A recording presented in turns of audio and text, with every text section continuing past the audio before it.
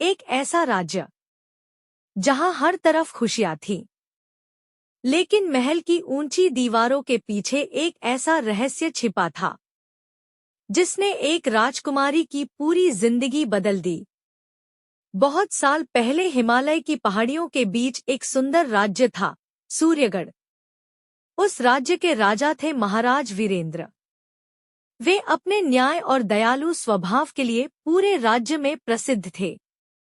उनकी एक बेटी थी, राजकुमारी अदिति। अदिति बाकी राजकुमारियों जैसी नहीं थी। उसे महंगे गहने और शाही कपड़े पसंद नहीं थे। उसे अपने राज्य के लोगों के बीच रहना अच्छा लगता था। वह अक्सर साधारण कपड़े पहनकर गांवों में चली जाती और लोगों की मदद करती। पूरा राज्य अदिति से बहुत प्रेम करता था। लेकिन महल के अंदर धीरे धीरे कुछ बदल रहा था। एक रात अदिति महल की पुरानी लाइब्रेरी में गई। वहां धूल से भरे एक कोने में उसे एक पुराना संदूक मिला। संदूक के अंदर एक रहस्यमय नक्शा रखा था। उस नक्शे पर एक अजीब पंक्ति लिखी थी, जिस दिन सूरज और चांद एक साथ दिखाई देंगे, उस दिन छिपा हुआ सत्य सामने आएगा। अदिति उस पंक्ति का अर्थ समझ नहीं पाई। उसने वह नक्शा अपने पास रख लिया। अगली सुबह पूरे महल में हड़कंप मच गया।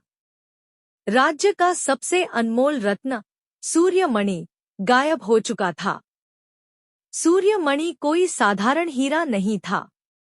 कहा जाता था कि उसमें पूरे राज्य की रक्षा करने वाली शक्ति छिपी हुई थी। राजा वीरेंद्र ने तुरंत पूरे महल में तलाशी करवाने का आदेश दिया। सैनिक हर कमरे की जांच करने लगे। तभी एक सैनिक दौड़ता हुआ दरबार में आया। महाराज, राजकुमारी अदिति के कमरे से सूर्यमणि का एक टुकड़ा मिला है। पूरा दरबार स्तब्ध रह गया। अदिति की आंखों में आंसू आ गए। पिताजी, मैंने कुछ नहीं किया। लेकिन सारे सबूत उसके खिलाफ थे। दरबार के मुख्य मंत्री विशंभर ने आगे बढ़कर कहा, महाराज, राज्य के नियम सबके लिए समान है, चाहे वह आपकी बेटी ही क्यों न हो। राजा वीरेंद्र गहरी सोच में डूब गए।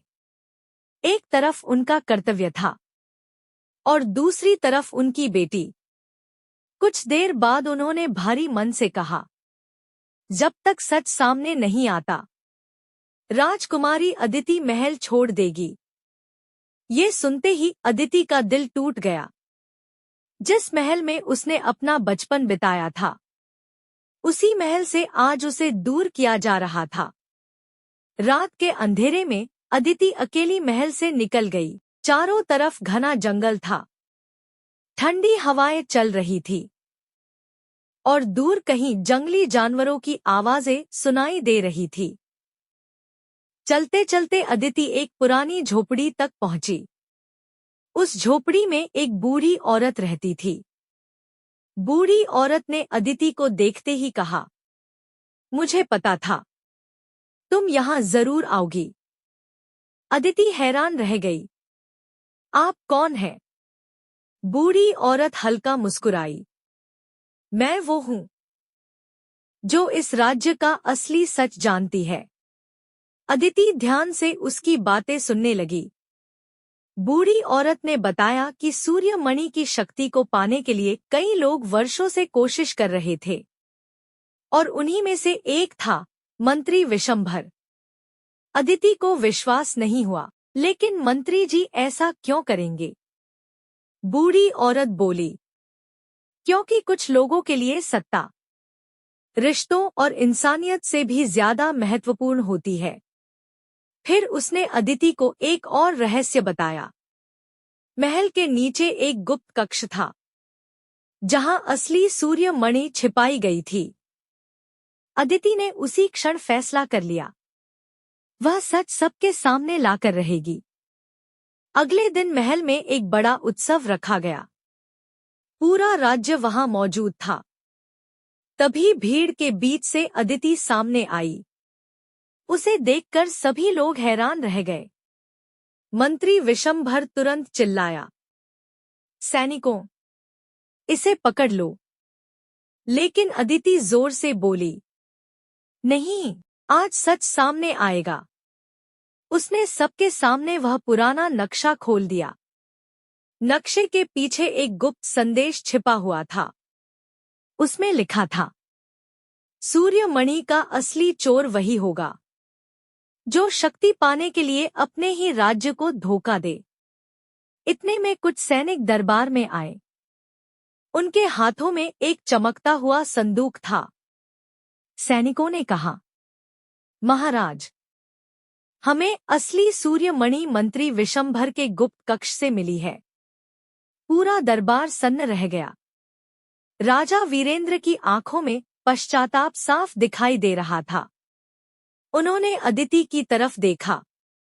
मुझे माफ कर दो बेटी, मैं सच पहचान नहीं पाया। अदिति की आंखों में भी आंसू थे, लेकिन उसके चेहरे पर एक हल्की मुस्कान थी। राज्य की रक्षा ताकत से नहीं, विश्वास और सच्चाई से होती है, पिताजी। मंत्री विशंभर को तुरंत बंदी बना लिया गया और पूरे सूर्यगढ़ में फिर से खुशियां लौट आईं।